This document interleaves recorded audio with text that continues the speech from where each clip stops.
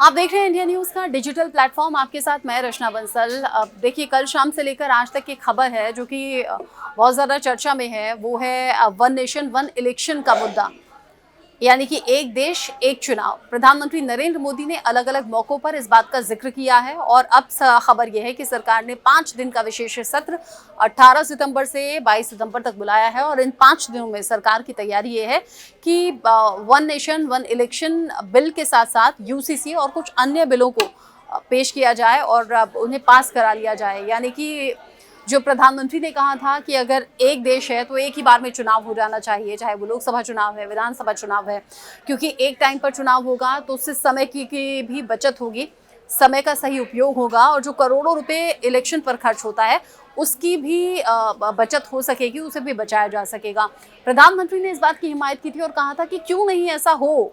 अब इस बात को लेकर चर्चा छिड़ गई है और जो विपक्ष है, जिसका काम भी है रिएक्शंस देना या फिर सवाल खड़े करना, वो विपक्ष सवाल भी खड़े कर रहा है। एक के बाद एक तमाम नेता हैं जो सुबह से रिएक्शंस दे रहे हैं।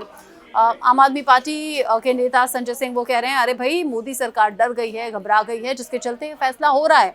जबकि असदुद्दीन ओवैसी कह रहे हैं कि ऐसा कैसे हो सकता है, ये तो बिल्कुल पूरी तरह से असंवैधानिक है, ऐसा होना ठीक नहीं है। साथ ही वो कह रहे हैं जो बाकी मसले हैं जिन पर सरकार से जवाब पूछा जाता है उस पर तो सरकार जवाब नहीं देती, जिसमें चीन का मुद्दा उन्होंने उठाया और उन्होंने कहा कि हिंदुस्तान की जमीन पर चीन ने कब्जा कर लिया है। इस बात को लेकर प्रधानमंत्री जवाब दें।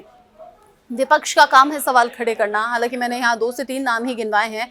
धीरे धीरे तमाम ये रिएक्शंस हैं जो कि बढ़ते हुए जा रहे हैं। 5 दिन का विशेष सत्र बुलाना इशारा कर रहा है और साथ ही साथ खबर ये भी मिल रही है कि बाकायदा वन नेशन वन इलेक्शन को लेकर कमेटी बना दी गई है। इस कमेटी के अध्यक्ष बनाए गए हैं पूर्व राष्ट्रपति रामनाथ कोविंद। हलचल उनके घर भी बढ़ गई। बीजेपी के राष्ट्रीय अध्यक्ष जेपी नड्डा उनसे घर पर मुलाकात करने के लिए पहुंचे और उस मुलाकात में, चूंकि ऑडियो तो नहीं पहुंचता है, कुछ खास तस्वीरें जहां अलाउड होती हैं उन तस्वीरों को जारी किया जाता है, लेकिन जब बातचीत होती है तो उस बातचीत को सार्वजनिक नहीं किया जाता है। किसी भी नेता के साथ आप देख लीजिए तो जाहिर तौर पर माना यह जा रहा है कि रामनाथ कोविंद के साथ जब जेपी नड्डा बैठे तो वन नेशन वन इलेक्शन को लेकर बात हुई भी है और इस कमेटी के अध्यक्ष भी हैं, यानी कि बड़ी जिम्मेदारी रामनाथ कोविंद यहाँ निभाने वाले हैं। बाकी और कौन कौन चेहरे होंगे, क्या कुछ भूमिका रहने वाली है, क्या इस कमेटी का काम होगा। वन नेशन वन इलेक्शन यानी कि एक देश एक चुनाव, एक देश में एक ही बार में चुनाव होकर खत्म हो जाए, इस फैसले को आप कैसे देखते हैं? क्योंकि विपक्ष, जैसे मैंने कहा, उसका काम है सवाल करना, वो सवाल कर रहा है, लेकिन आप इस फैसले को कैसे देखते हैं? क्या वाकई देश हित में ये फैसला होगा या फिर बाकी क्या लोगों की सहूलियत के हिसाब से ये फैसला बेहतर रहेगा? क्या इस फैसले से करोड़ों जो बचा पाएंगे वो आप पर, हम पर, हमारी बेहतरी के लिए, देश की बेहतरी के लिए खर्च होगा? ये सभी सवाल ऐसे हैं जिन पर आपकी राय जरूरी है। आपकी क्या राय है बताइएगा। असदुद्दीन ओवैसी ने क्या सवाल खड़े कर दिए हैं वो भी सुन लीजिए।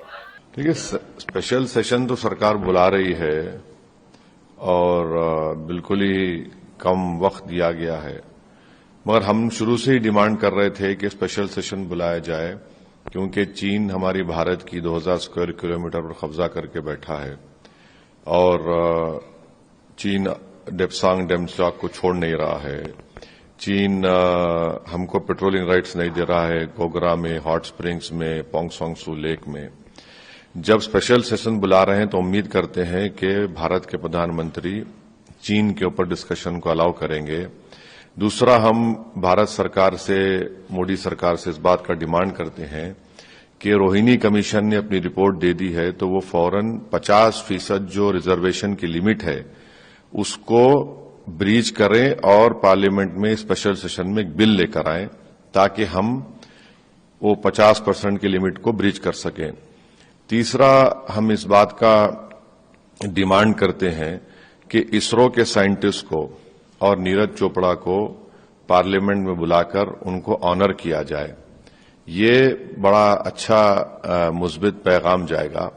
और चौथी बात यह है कि जो मीडिया में ये सवाल उठ रहा है कि क्या वन नेशन वन इलेक्शन होगा, ये नहीं हो सकता है। ये भारत के संविधान के खिलाफ होगा, क्योंकि फेडरलिज्म भारत के संविधान के बेसिक स्ट्रक्चर का हिस्सा है।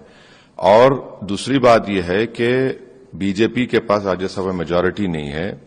तीसरी बात उसमें यह निकलेगी कि बहुत से अपोजिशन रूल्ड स्टेट्स हैं जो इस बात को कबूल नहीं करेंगे, क्योंकि कर्नाटक में हालिया इलेक्शन हुआ, क्यों दूसरे स्टेट्स करेंगे? तो वन नेशन वन इलेक्शन मेरे लगता है कि अनकॉन्स्टिट्यूशनल होगा, फेडरलिज्म के खिलाफ होगा, वो बेसिक स्ट्रक्चर का हिस्सा है। तो अब ये नहीं मालूम कि क्या एजेंडा है, मगर हम मोदी सरकार से आखिर में इस बात का भी डिमांड करते हैं कि वो अभी से ही देश को बता दें कि विंटर सेशन कब होगा, उसके तारीख दे दें।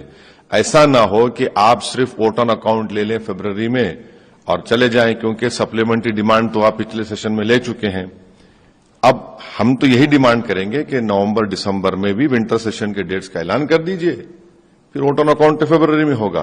तो ये इस पर हमको यही बोलना है जो स्पेशल सेशन बुलाया जा रहा है मोदी सरकार की तरफ से।